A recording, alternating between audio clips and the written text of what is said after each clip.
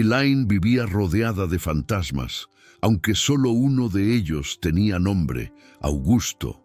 Su vida en el corazón de Andalucía se había convertido en un mausoleo silencioso. Cada mañana, el aroma a azahar que se colaba por la ventana no traía consigo la promesa de un nuevo día, sino el eco de los ayeres. Hacía 3 años que su mundo se había detenido en el instante en que le informaron que el vuelo de su esposo se había estrellado. Desde entonces, su existencia era un acto de lealtad inquebrantable a Dinoshiv, su memoria, un tributo pagado con su propia vida. Se había mudado a la antigua casa de sus suegros, un lugar de paredes gruesas y penumbra fresca, para cuidarlos. Elena y Mateo, los padres de Augusto, eran 2 sombras frágiles que se movían por los pasillos, aferrándose al recuerdo de su único hijo, y Elaine era su ancla, la guardiana de ese recuerdo.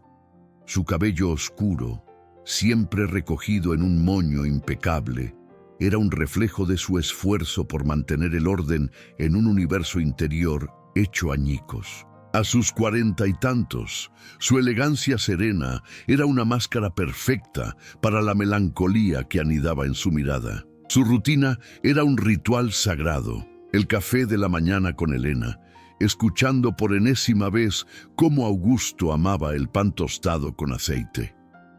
La partida de ajedrez con Mateo por la tarde en el mismo tablero donde su esposo había aprendido a jugar. Las noches en vela, ordenando fotografías, reviviendo un amor que se sentía más real en la ausencia que cuando era tangible. Sus amigos habían dejado de llamar con tanta frecuencia. Al principio intentaban sacarla, invitarla a cenar, a vivir, pero Elaine siempre se negaba con una sonrisa triste. «No puedo dejar a Elena y Mateo solos», decía. La verdad era que no podía dejarse sola a sí misma. El luto era su refugio y su jaula. Últimamente, sin embargo, pequeñas fisuras habían comenzado a aparecer en la estructura de su santuario. Dolores de cabeza punzantes que la asaltaban a media tarde, una presión en el pecho que atribuía al calor o al cansancio. A veces, al mirar las cuentas del hogar, sentía un nudo en el estómago. La pensión de sus suegros y sus propios ahorros mermaban más rápido de lo que admitía. Desviaba el tema cuando Mateo preguntaba, asegurándole que todo estaba bajo control, que no debían preocuparse por nada. Mentía para protegerlos, o quizá para protegerse a sí misma de la aterradora posibilidad de que su sacrificio no fuera suficiente. Incluso el apoyo de sus suegros se sentía a veces como un peso. «Eres una santa hija», le dijo Elena una noche con los ojos llenos de lágrimas y gratitud. «Augusto estaría tan orgulloso de ti. Sigues siendo su esposa en cuerpo y alma». La frase, dicha con todo el amor del mundo, resonó en los oídos de Elaine como el cierre de un candado. No era una mujer, era una viuda, un monumento viviente, y los monumentos no tienen futuro. A pesar de todo, se aferraba a la idea de que podía mantenerlo todo unido, que su fuerza de voluntad era suficiente para sostener los cimientos de esa vida prestada.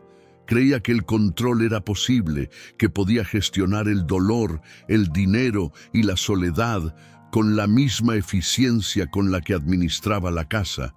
Se negaba a ver que las grietas no eran superficiales, que la estructura misma se estaba desmoronando lentamente desde adentro. Fue entonces cuando llegó el correo de su antiguo trabajo, una conferencia en Sydney, Australia, un viaje ineludible.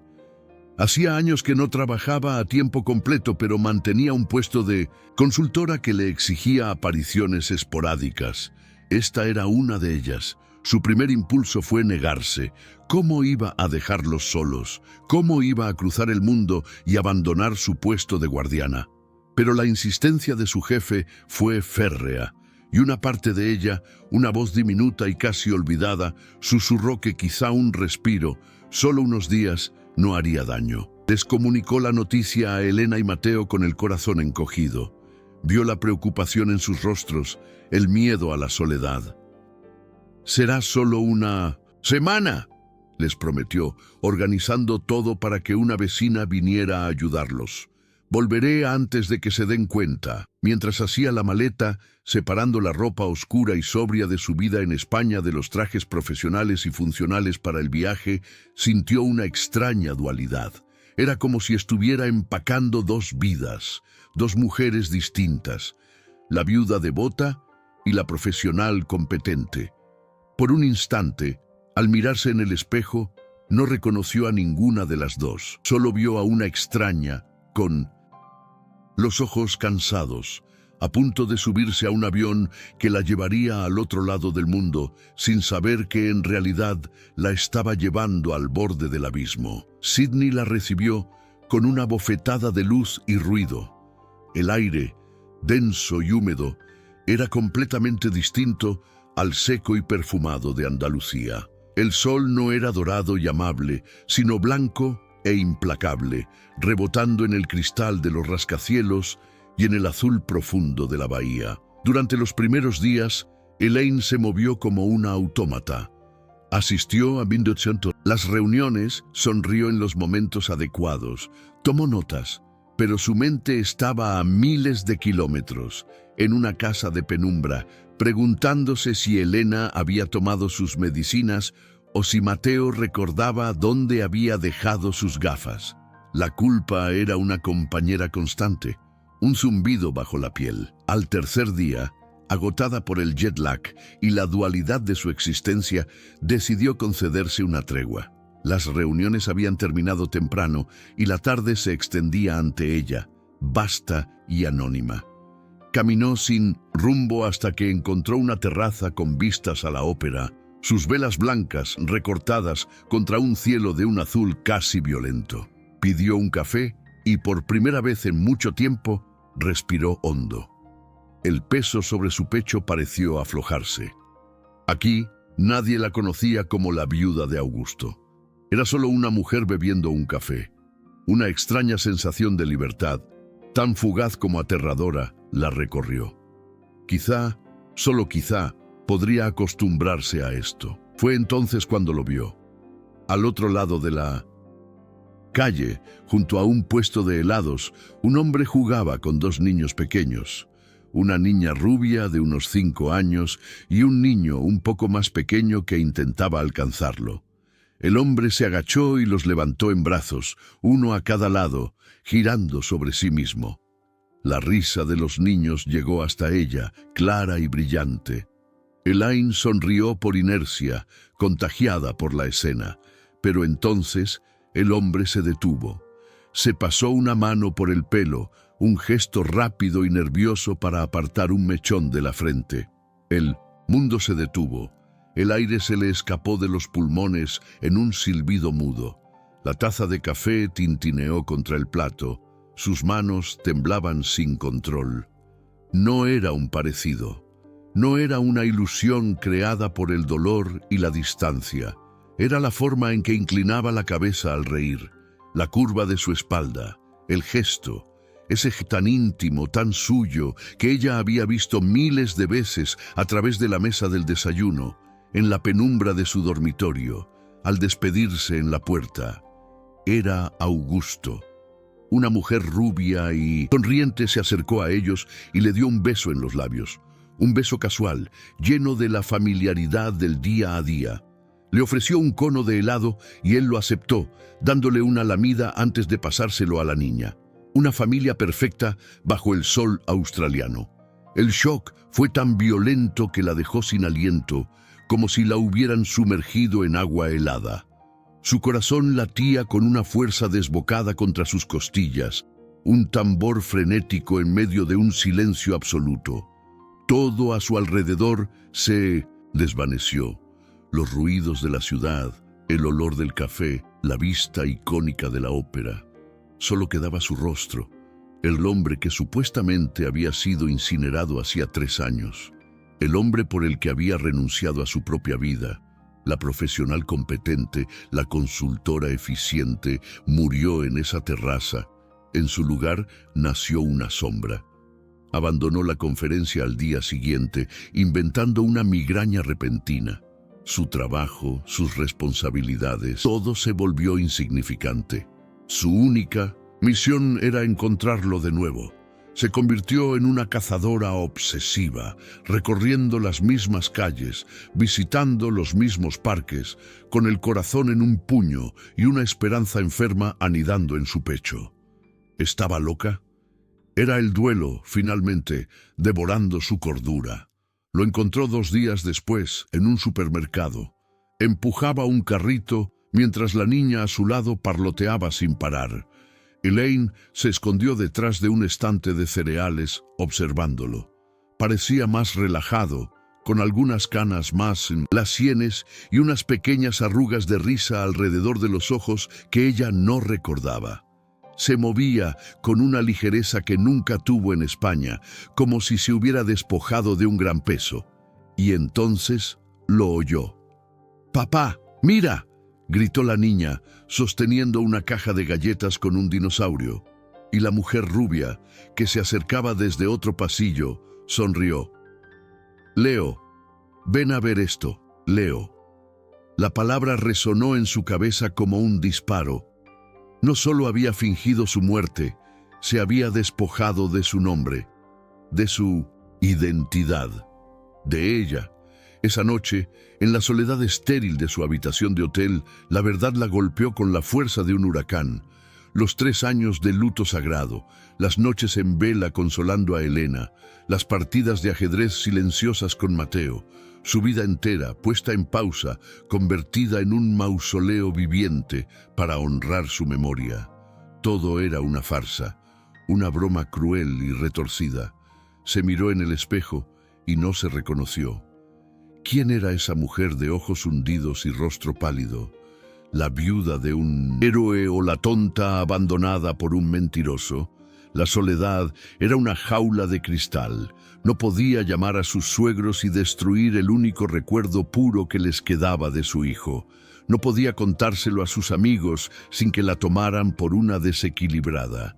Estaba atrapada a miles de kilómetros de casa, sola con una verdad que tenía el poder de aniquilarla. El dolor inicial, agudo y punzante, comenzó a transformarse. Se solidificó en algo más frío, más duro, una determinación helada. Ya no buscaba una explicación, buscaba la verdad, toda la verdad, y no se iría de Sydney hasta encontrarla. La rabia no llegó como una ola de fuego, sino como un bloque de hielo formándose lentamente en el centro de su pecho.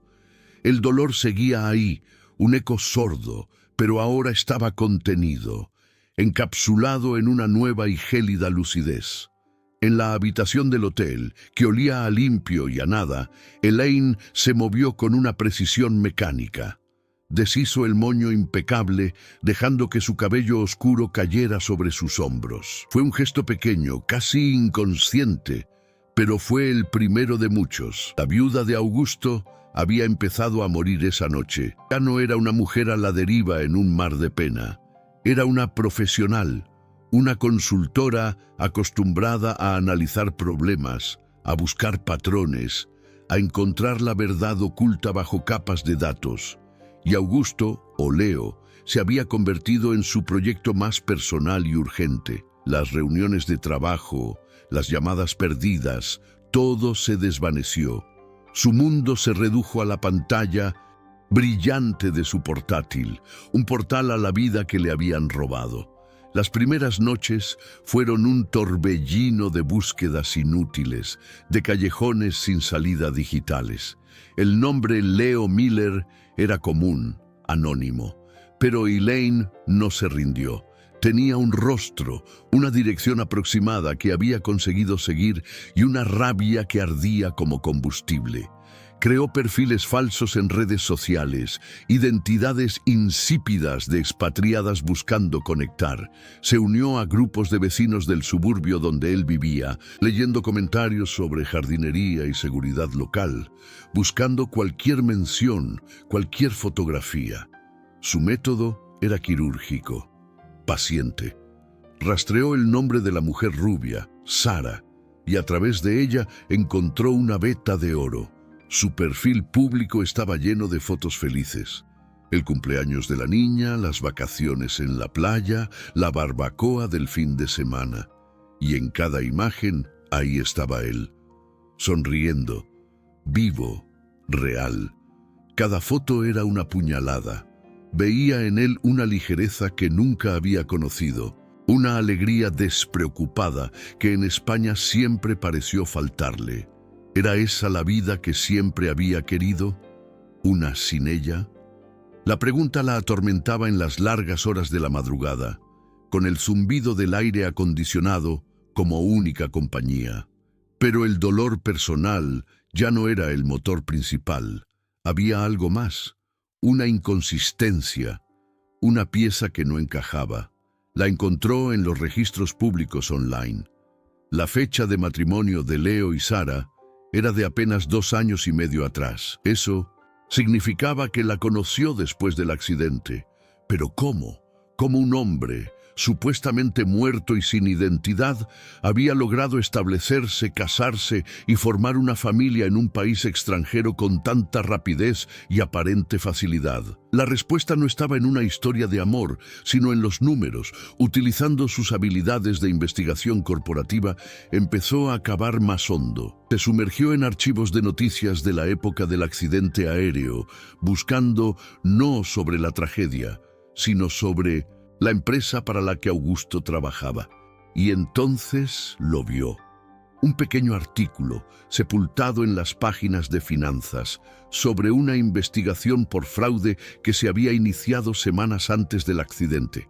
Un desfalco millonario. Varios directivos estaban siendo investigados. El nombre de Augusto aparecía en la lista, pero la investigación sobre él se había cerrado tras su muerte. Las piezas encajaron con un chasquido brutal y ensordecedor. El accidente no fue una casualidad que él evitó. Fue su coartada, el caos, la confusión, los cuerpos irreconocibles, el escenario perfecto para desaparecer. Nunca subió a ese avión. Mientras ella lloraba su muerte, mientras sus padres se consumían de dolor, él ya estaba en camino hacia su nueva vida, con una fortuna robada como pasaporte. El fraude, el engaño, la traición. No era solo que la hubiera abandonado, era que toda su vida juntos, su matrimonio, su luto, todo había sido el daño colateral de un plan egoísta y criminal. Él no había huido de ella, había huido de la cárcel, y ella y su dolor y el amor de sus padres habían sido el escudo perfecto que le permitió escapar. La verdad la dejó vacía. Ya no había rabia ni dolor, solo un desierto helado en su interior. Miró su reflejo en la pantalla oscura del portátil. Vio a una mujer a la que le habían robado 3 años de vida, 3 años de juventud, de oportunidades, de futuro. Y por primera vez no sintió pena por sí misma. Sintió una determinación de acero. No quería venganza. No quería destruir a su nueva familia. Quería algo mucho más simple y mucho más devastador. Quería que él la viera. Quería que supiera que ella sabía. Quería mirarlo a los ojos y devolverle el fantasma que él había creado. El plan se formó en su mente con una claridad absoluta. No sería en su casa. No sería un escándalo, sería en un lugar público, pero íntimo, un lugar donde el silencio tuviera peso, una galería de arte en el centro de la ciudad. Vio en las redes de Sara que eran visitantes, frecuentes, solo tenía que esperar. 2 días después lo vio entrar. Iba solo, se movía por las salas, con la misma falsa confianza con la que se había movido por la vida. Elaine sintió que el corazón le martilleaba en la garganta, pero sus pies no vacilaron. Se alisó el vestido, respiró hondo y comenzó a caminar hacia él. Cada paso era un año de luto que dejaba atrás. Cada metro recorrido era una capa de mentiras que se desprendía.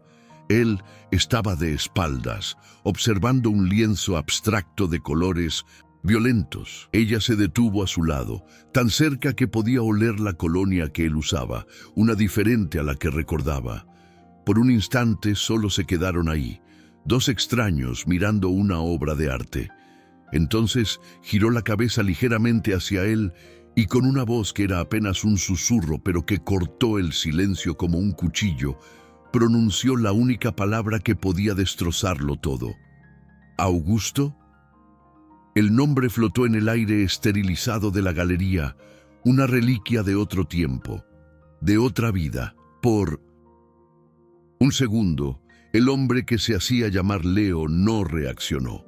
Luego, su cuerpo entero se tensó, como si una corriente eléctrica lo hubiera recorrido. Se giró lentamente y Elaine vio cómo el color desaparecía de su rostro, dejando una palidez cerosa bajo el bronceado australiano. Sus ojos, esos ojos que ella había besado hasta dormir noches, se abrieron con un pánico helado, buscando una vía de escape que no existía.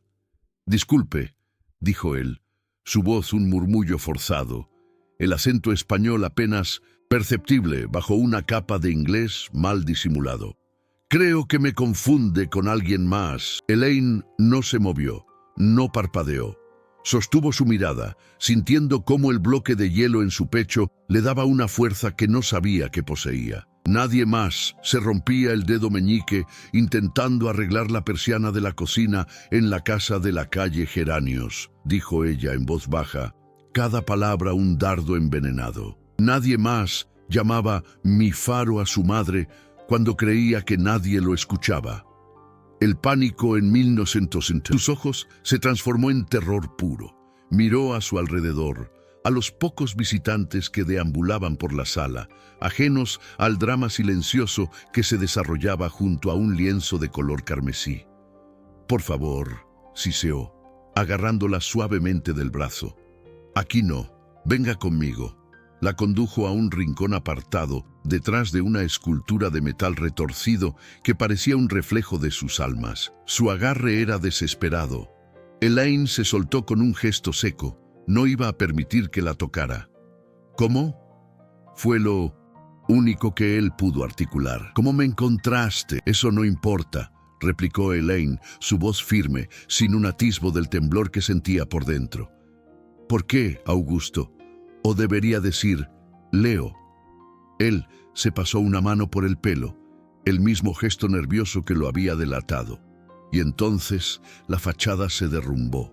La máscara de Leo Miller, el padre de familia australiano, se hizo añicos y por un instante vio al hombre con el que se había casado.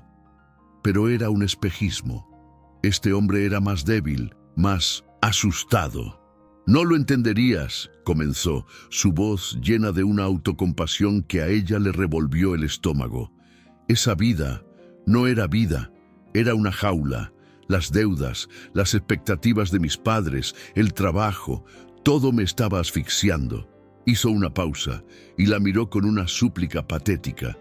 «Y tú eras parte de esa jaula, Elaine, con tu orden, tu perfección, tu amor que pesaba como una losa. Nunca me viste, solo veías al hombre que querías que fuera. Cada palabra era un golpe físico, más brutal que cualquier bofetada. No solo la había abandonado, la culpaba, su sacrificio, su lealtad, su amor incondicional. Él lo había retorcido hasta convertirlo en los barrotes de su prisión imaginaria. «Así que fingiste tu muerte», dijo ella, la afirmación helada, sin rastro de pregunta. «Dejaste que tus padres se consumieran de pena. Me dejaste a mí recogiendo los pedazos de una mentira. ¿Por un fraude?» Su rostro se contrajo. «¿Sabes lo del dinero?» No era una pregunta. Era mi única salida. Una oportunidad de empezar de cero, de ser quien realmente quería ser. «¿Y quién es ese?», preguntó Elaine, su voz ahora cargada de un desprecio gélido. «¿Un ladrón? ¿Un mentiroso? ¿Un cobarde que construye su felicidad sobre las ruinas de las vidas que destruyó?»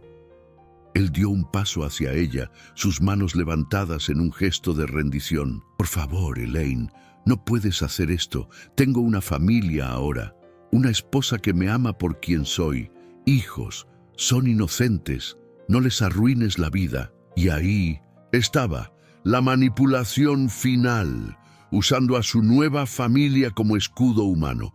De repente la ira y el dolor que habían sido sus compañeros durante días se disiparon, reemplazados por una claridad absoluta y desoladora. Miró al hombre que tenía delante y ya no vio a Augusto, el amor de su vida. Vio a un extraño egoísta, un hombre hueco aterrorizado de que su castillo de naipes se derrumbara. El luto había terminado. No porque él estuviera vivo, sino porque el hombre que ella había amado nunca existió realmente. Era una invención, una proyección de su propio corazón leal. Y ese hombre sí estaba muerto. ¿Qué quieres?, susurró el desesperado. ¿Dinero? Te daré lo que quieras, la mitad, más de la mitad. Dime una cifra, lo que sea para que desaparezcas y nos dejes en paz. La oferta fue el insulto final.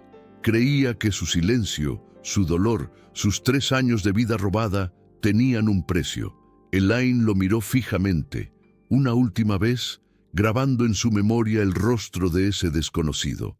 Vio el miedo en sus ojos, la certeza de que su mundo perfecto pendía de un hilo, de una palabra que ella pudiera decir. Y en ese momento supo exactamente lo que iba a hacer. No quería su dinero, no quería venganza. La venganza la ataría a él para siempre. Él quería algo mucho más valioso, quería su libertad. «No quiero tu dinero, Augusto», dijo, y el uso de su antiguo nombre fue como clavar el último clavo en el ataúd de su pasado.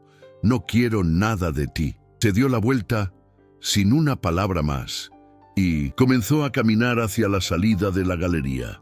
Cada paso era ligero, firme. Sentía la mirada de él clavada en su espalda, una mezcla de incredulidad y pánico. Él esperaba gritos, lágrimas, un escándalo. No estaba preparado para el silencio. No estaba preparado para ser abandonado. Al cruzar el umbral y salir a la luz cegadora del sol de Sydney, Elaine no miró atrás. Lo dejó allí, solo, en la penumbra de la galería, atrapado para siempre en el infierno de su propia mentira. Un fantasma, condenado a mirar por encima del hombro por el resto de su vida, esperando un golpe que ella nunca daría. No era su problema, ya no. Mientras caminaba por la bulliciosa acera, sintió que el peso de 3 años se desvanecía de sus hombros. No sabía a dónde iba, pero por primera vez en mucho tiempo sabía que estaba avanzando, sola y libre. El vuelo de regreso fue un limbo de 24 horas suspendido entre 2 mundos. Elaine no durmió.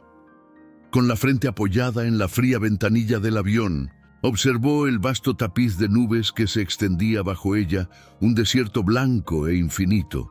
No sentía dolor, ni rabia, ni siquiera tristeza. Sentía nada. Un vacío limpio y absoluto donde antes había un monumento de pena. La mujer que había subido a ese avión en Sydney, la viuda de Augusto, había muerto en esa galería de arte. La que ahora regresaba a España era otra persona, una desconocida para sí misma, forjada en el fuego de la traición más inconcebible. El aire de Andalucía la golpeó con su familiar perfume a azahar y tierra húmeda, pero esta vez, por primera vez en 3 años, ya no olía a hogar, olía a encierro. La casa de sus suegros, con sus paredes encaladas y su penumbra fresca, le pareció más pequeña, más sofocante que nunca. Era un mausoleo, y ella había sido su guardiana voluntaria. Elena y Mateo la recibieron con los ojos llenos de alivio y preocupación. La abrazaron, le preguntaron por el viaje, por su repentino regreso. Elaine les sonrió, una sonrisa que ya no era triste, sino extrañamente serena. Esperó a que estuvieran sentados en el salón con el café de la tarde servido, el ritual de siempre. Y entonces rompió el silencio. Elena, Mateo, comenzó, su voz tranquila y firme. sin rastro de la fragilidad a la que estaban acostumbrados. «Tengo que deciros algo importante». Ambos la miraron, expectantes. «Este viaje me ha hecho darme cuenta de muchas cosas». Respiró hondo, eligiendo sus palabras con el cuidado de un cirujano. No iba a destruirles. No iba a manchar el recuerdo de su hijo con la verdad sucia y egoísta que ella ahora cargaba. Les daría un regalo mucho más valioso: la libertad. «He pasado los últimos 3 años honrando la memoria de Augusto de la única manera que sabía, quedándome quieta, preservando todo tal y como estaba. Pero eso no es vivir, es esperar». Elena frunció el ceño confundida. «¿Qué quieres decir, hija?» «Quiero decir que Augusto no querría esto para nosotros», continuó Elaine, mirándolos a los ojos con una sinceridad inquebrantable. «No querría que su casa se convirtiera en un santuario silencioso. No querría que vosotros pasarais vuestros últimos años atrapados en el pasado. Y no querría que yo dejara de vivir mi propia vida». Hizo una pausa, dejando que las palabras calaran. «Le he llorado. Le hemos llorado y siempre le querremos, pero es hora de ir de nuevo. Todos nosotros». El silencio que siguió fue denso, cargado de 3 años de dolor compartido. Fue Mateo, el hombre de pocas, en palabras, quien lo rompió. «Tiene razón, Elena», dijo, su voz ronca por la emoción. «Esta chica nos ha dado su vida, ya es suficiente». Elena la miró y por primera vez Elaine no vio gratitud en sus ojos, sino una profunda comprensión. Las lágrimas que brotaron no eran de pena, sino de liberación. Esa tarde no se habló de traición ni de mentiras. Se habló del futuro, de vender la casa, quizás mudarse a un apartamento más pequeño cerca de la costa, de que Elaine retomara su carrera, su vida, de que el luto por fin podía terminar. En las semanas siguientes, la casa dejó de ser un mausoleo para convertirse en un proyecto. Empezaron a empaquetar, a clasificar una vida entera de recuerdos. Elaine se encargó de las cosas de Augusto, subió al desván, un lugar que había evitado durante 3 años, y abrió las cajas cubiertas de polvo. No lloró. Cada objeto, un libro viejo, una camiseta de su equipo de fútbol, unas cartas de la universidad, era una reliquia de un hombre que nunca existió. Realmente, lo manejaba todo con una distancia clínica, como una arqueóloga excavando las ruinas de una civilización perdida. Ya no eran sus recuerdos, eran los artefactos de una mentira. Estaba a punto de cerrar la última caja, una vieja caja de zapatos llena de papeles sin importancia, cuando algo llamó su atención: un sobre grueso y amarillento, sin remitente, escondido en el fondo.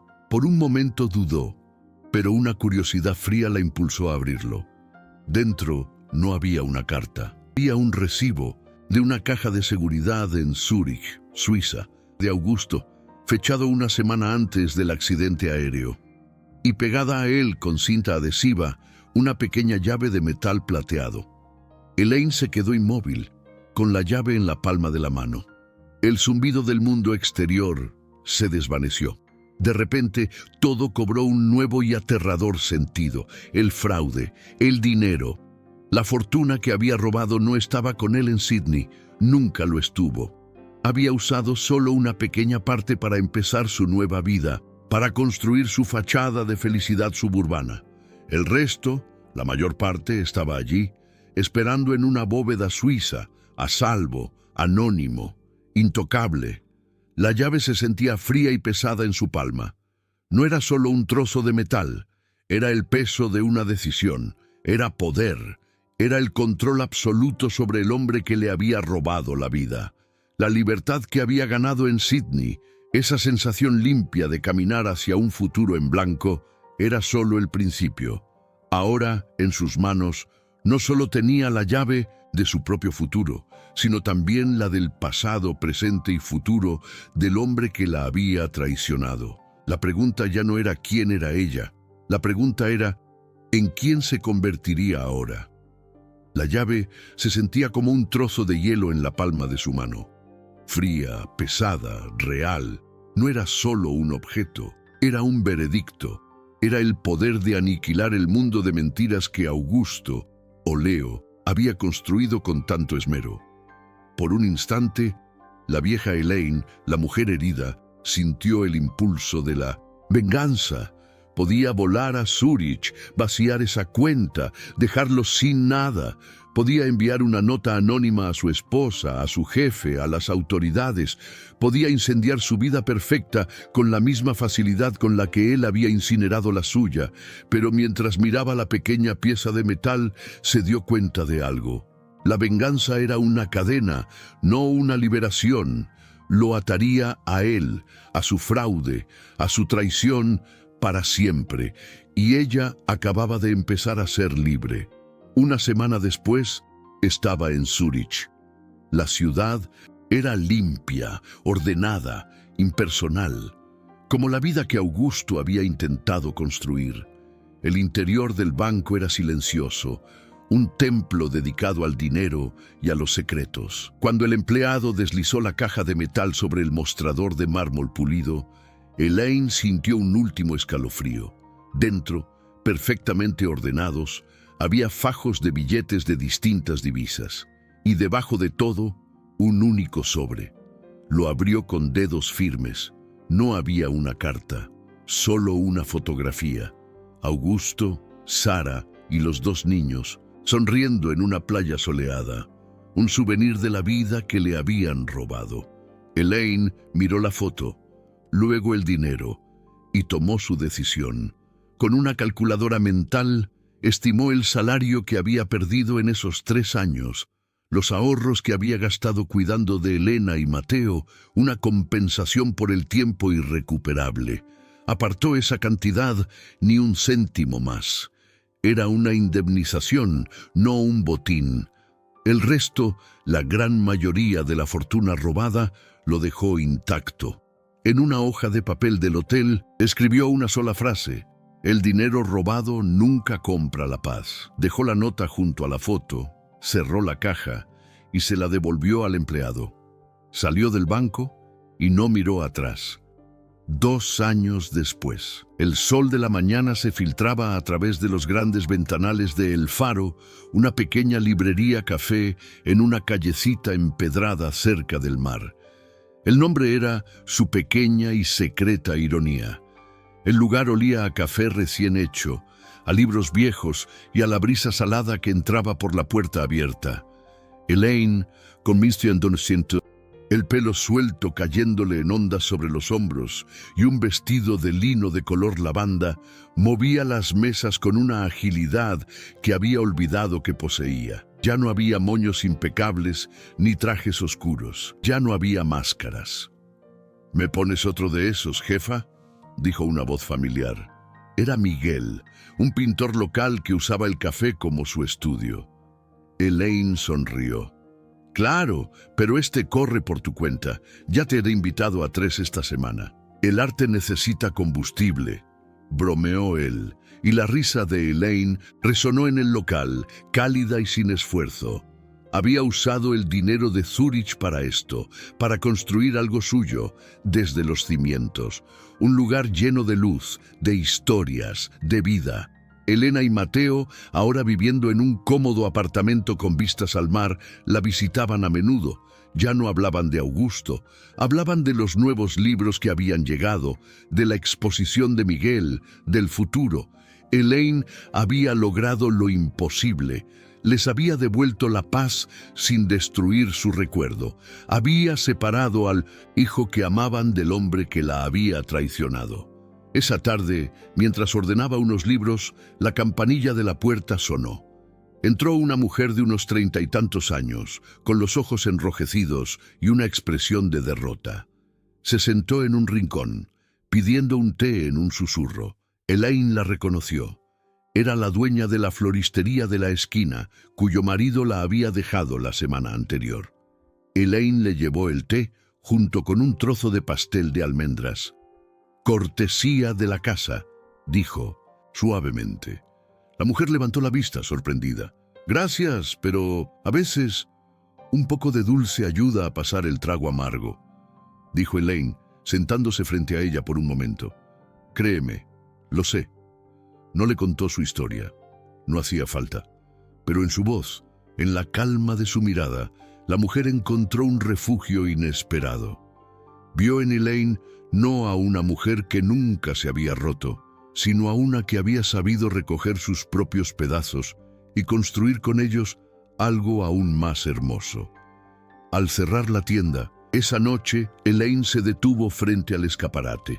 Su reflejo le devolvió la imagen de una mujer serena, con pequeñas arrugas de risa alrededor de los ojos y una fuerza tranquila que emanaba de su interior. Ya no era la viuda de nadie, no era la guardiana de un mausoleo, era simplemente Elaine, la dueña de El Faro, la arquitecta de su propia segunda vida. Se dio cuenta de que Augusto no le había robado 3 años. Le había regalado la oportunidad de descubrir quién era realmente sin él. El dolor había sido el cincel que la había liberado de la estatua en la que se había convertido. La traición no fue el final de su historia, sino el prólogo inesperado de su verdadero comienzo. Porque a veces, cuando todo se derrumba, no es para que te quedes bajo los escombros, sino para que veas el cielo por primera vez, y con el corazón lleno de una paz que el dinero nunca podría comprar, se adentró en la noche andaluza, libre, por fin, para caminar hacia su propia luz. Comenta desde qué país estás viendo este video. Y si quieres escuchar más historias de coraje y renacimiento, suscríbete al canal.